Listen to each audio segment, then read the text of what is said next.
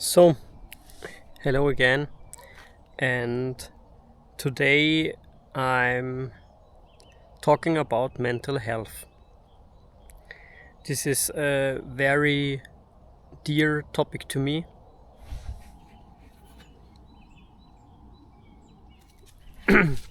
Okay, I'm sitting here in the woods trying to make a recording and to talk about mental health, but today it comes quite hard to me to talk about difficult topics.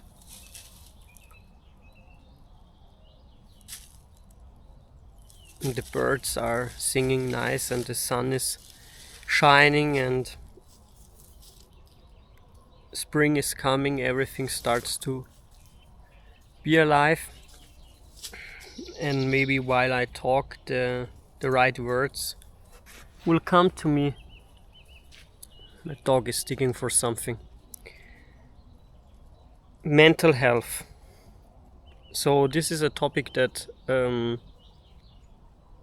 was with me for my whole life because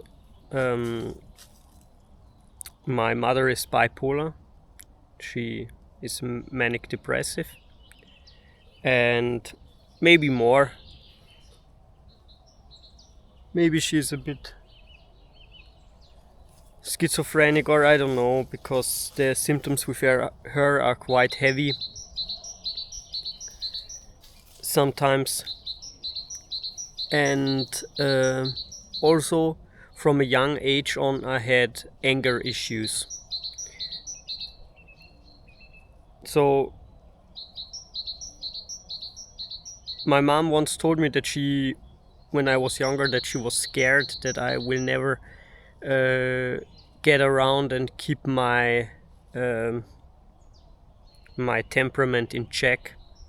And for many years, several decades, I really struggled with that.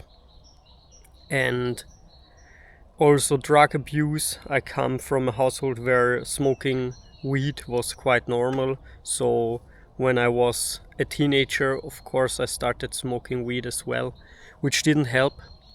It just masks some of the issues and brings out others. And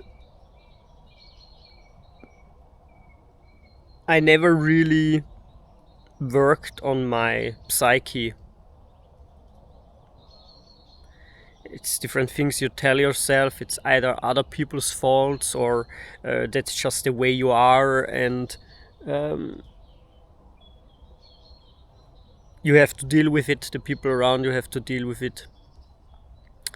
And then let me connect the dots so I find the year. I don't know, 20 years ago.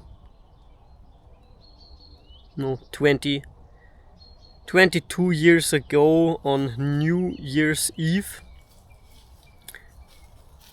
Or no, several days later, like on the 5th or 6th of January, the year after, the New Year's Eve, I ate some magic mushrooms, and this went really wrong, or super right. So what do I mean with things went wrong or really right is that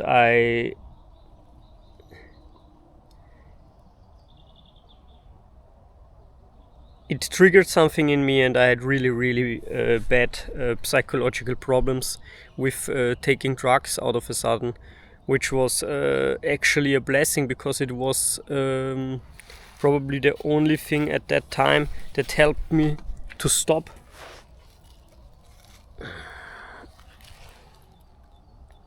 Wait, give me a second, my stupid dog entangled himself around a tree. No, he's not stupid, he's just a normal dog. A dog is a dog. So, jetzt hast du ein bisschen mehr Platz da. Ja. There he is, the good boy. Good boy, Jerry. So, and with this, let's say, adverse reactions I got to drugs, it helped me stop, because I thought to myself, okay, if I feel bad every time I smoke weed or drink alcohol or whatever, I get panic attacks and I don't feel well, and I'm not functioning anymore. Because the problem with most drug addicts is that they are functional, which doesn't really help to stop them from doing it. So it wasn't possible for me anymore, and I stopped. In the age of 18 I stopped, and it took me several years, maybe even a decade, until the birth of my first son, to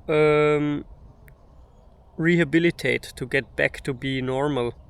So, at first it was quite hard for me, because for several years I wasn't sober at all before that situation. And after that, of course, I was depressed.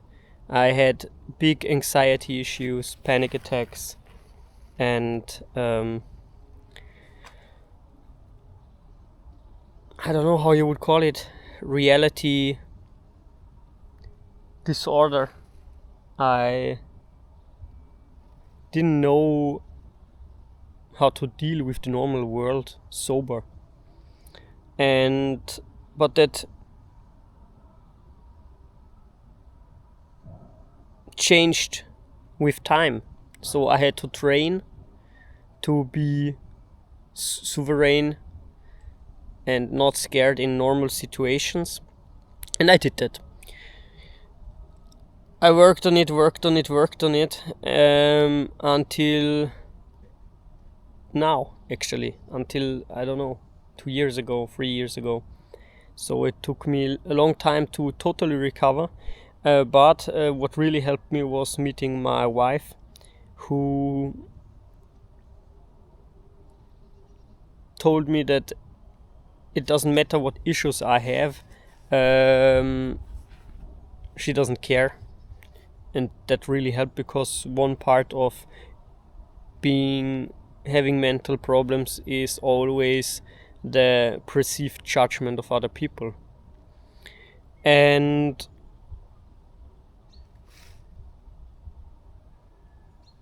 over time I was confronted with more and more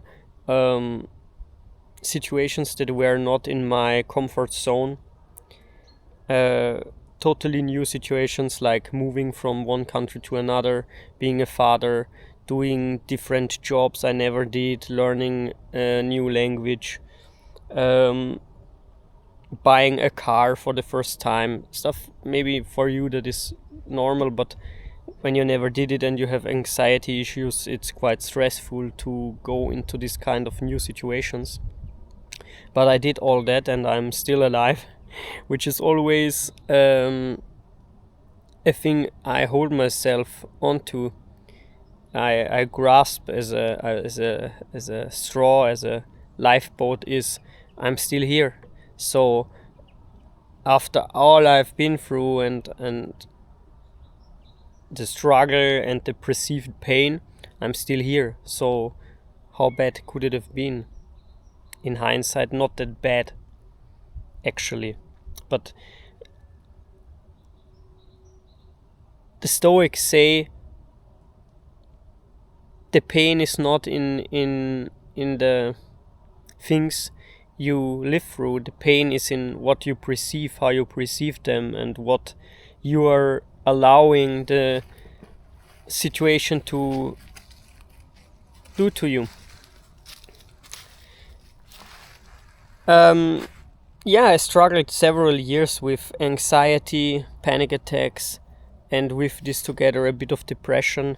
Not clinically, but the thing is, when you are socially impaired, when you have anxiety problems, when you have panic attacks, then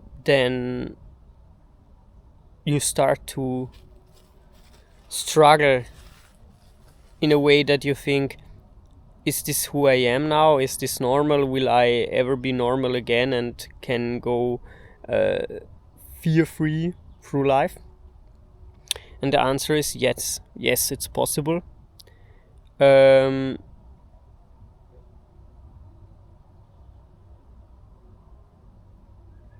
Also,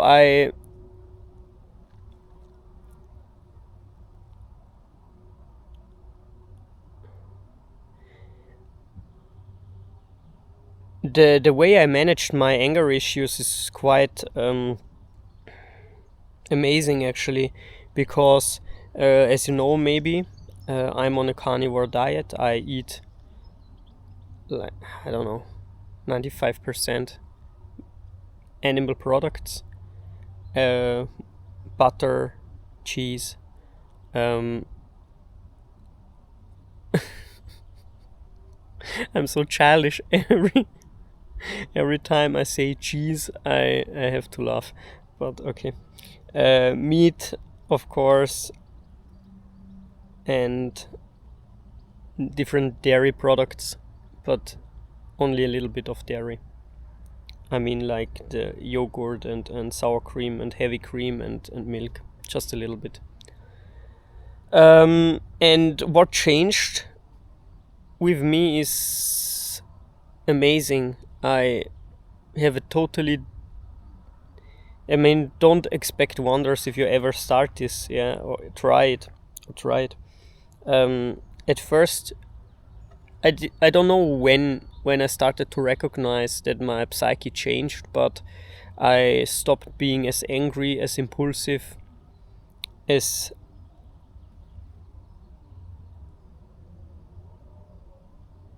scared of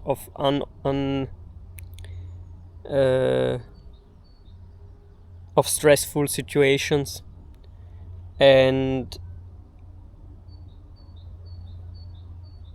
it gave me back some confidence that I can be a good husband and father, because people who have anger issues know that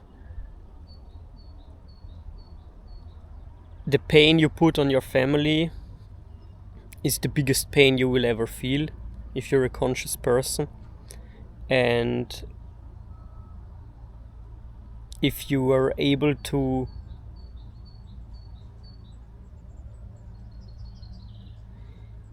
be more calm in stressful situations and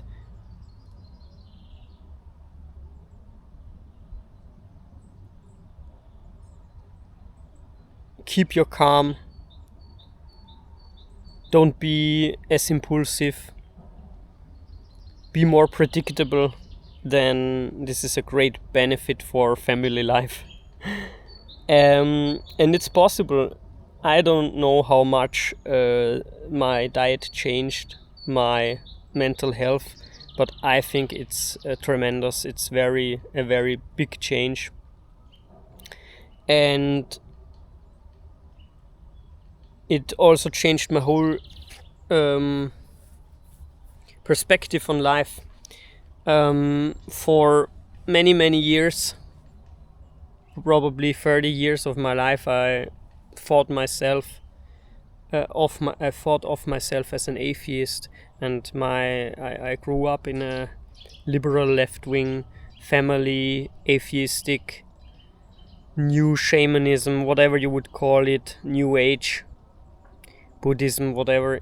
Buddhism is old, but in Europe it's quite new, and people want to believe in something, and because they're not really allowed to believe in God and Jesus anymore, they search for something else somewhere else, or they search for the same thing somewhere else. And this is why I think so many people put so much faith in politics, which should be totally free from religious feelings, in my opinion, or mostly free. And having a better mental state and seeing the positive side of life, the sun on the end of the tunnel helped me or brought me to believe in God. And it's very strange that today, I don't know how it is where you live, but in Austria, when you say you believe in God, like you really believe in God, you get this kind of knee-jerk reaction that the moment you say that, you're already like 5 points up on the crazy scale, which is very strange because we are a heavily Catholic country with Catholic holidays, churches everywhere. But if you tell someone unironically that you believe in God and in Jesus, they think you're a crazy person. And the only people I ever had good religious conversations with were Muslims, because they're the only people who are still allowed to believe in their God in an unironic way. So how did this came to be? I don't know. I read so many books, so many novels, so many stories, and I figured out at some point that in all the story is an underlying truth. All the archetypes of heroes, and there was a car, but it doesn't matter. So all the underlying stories of archetypes, of heroes, of gods, of old cultures, magic, heroism, they really touched something. It touched something inside of me that wanted to be touched, that wanted to be explored. And I was always a weird kind of romantic who can cry at movies if it's touching my soul. Mostly war movies, like men doing their last stand, people standing up for what they believe in and fighting overwhelming odds. And this is one reason why I really can't stand today's society and the way we were educated and brought up, because we were taught the kind of the safe road. I don't know how it is in the rest of the world, but in Middle Europe, in the German speaking countries, we always want to be safe. Like I said in another video, what has freedom ever done for you? But freedom is also the freedom of choice, and is also the freedom to do something right, even if it hurts yourself or your immediate success. Yeah, so in the past, people risked their lives hiding Jews from the SS, or charging overwhelming odds with horses, or I don't know, even the kamikaze pilots of the Japanese in the World War II, Second World War, were probably crazy but also dutiful and brave. And today, look back and on the last 5 years, people have forsaken their principles for a trip to the cinema or for a bratwurst. And when you stand up for yourself and risk your job, people already think you're crazy and a lunatic and irresponsible. So in the past, people risked their lives, and today, if you risk a job that you don't even like, and you can always find a new job and get the same or better pay, people already want to talk down to you and talk you out of it. Why take the risk? Why stand up for something? And this is why I struggle so much with this society, and at the moment I'm again in the position to search for a new job, for a new workplace, which is okay for me because I kind of switched with my wife. For a decade I was working full time. Now she got quite a good job as a teacher at a school. She studied in university to be a teacher, and her job is quite stressful for her, so it's okay for me to be a stay-at-home dad for the moment. But in some time I will need to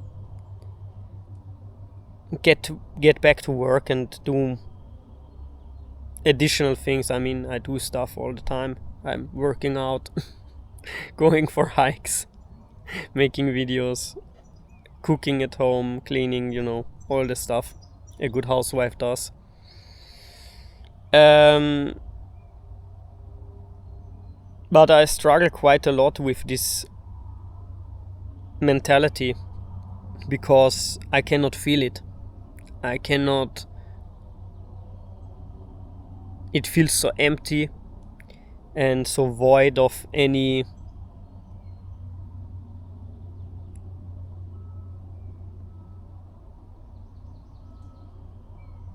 life. It feels void of any life. So people are just coped with the situation and with the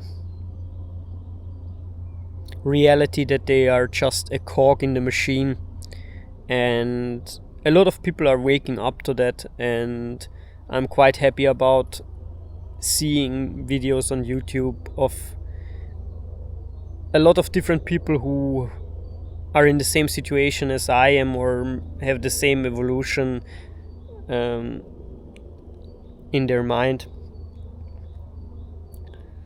And I need to drink a sip of water. Give me a second. So I'm back from drinking. Mental health.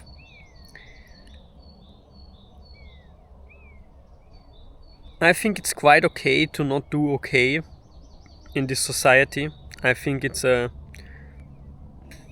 natural reaction of a conscious being, and I'm still figuring out how to deal with the situation that everything feels so empty. People still talk about what flowers they want to put in their garden and what new car, where they go to holidays and new movies or even TV shows, and I don't care anymore. I cannot feel anything about those things. The only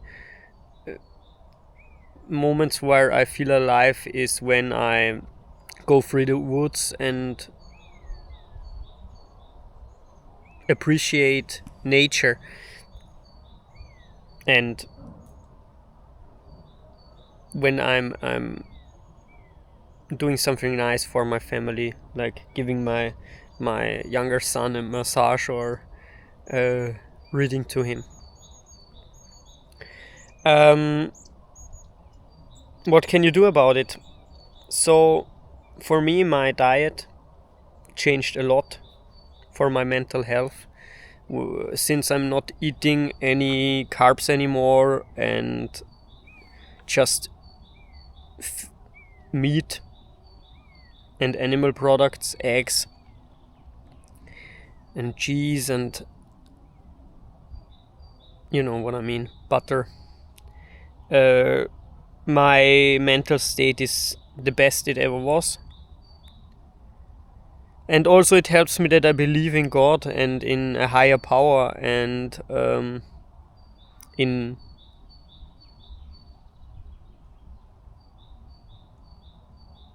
universal justice that will come to everyone, probably. In these crazy times where headline after headline and scandal after scandal comes out of all the evil stuff that is happening in the world. I'm looking to the US or to the Middle East or to China or wherever. Politicians, Hollywood stars, whoever is involved in what's going on everywhere. And I don't only talk about the kitty diddling that's going on in Hollywood. I mean everything, like poisoned food, lies about natural phenomenons, gender war, media bias, you know what I mean. It's I don't even listen anymore because it's all like, it's a theater. Yeah, it's like I don't know, Sesame Street, whatever you would call it. What's your kids show you watched? That's the same. It's on the same level, and it makes me quite disappointed because I'm on YouTube and I'm in my sphere, which is very small where I'm at, but it's not as small around the globe. But I talk to people and I feel like something is moving and changing and going on, and then I talk to normal people. I'm like, what are you even talking about? Why are you still participating in this superficial play they put up, and that actually makes no sense for you, for your life, for the people around you. So how to cope with that? Yeah, go outside, go into nature, go into the woods, take a bus wherever you live, go to Central Park, go to Stadtpark, go to some, I don't know, take the bus to the edge of the city, try to get into nature somewhere, sit on a pier, watch the waves, touch grass, like they say, put your feet into the sand, start eating clean, stop fast food. It makes you depressed. It really makes me depressed and angsty. Was ist los, Cherry? Geh mal weiter. And I have to go on because my dog starts crying because I'm making him wait. Here I'm making him wait. He wants to go, wants to walk. So that it's a bit more laid back today, the video. It's not as eager, as enthusiastic, as energetic. You're not alone. We're many, and we're waking up and changing, and changing our way of living, and it's fine to get out of the hamster wheel and go looking for yourself, because that's the most important person you will ever meet.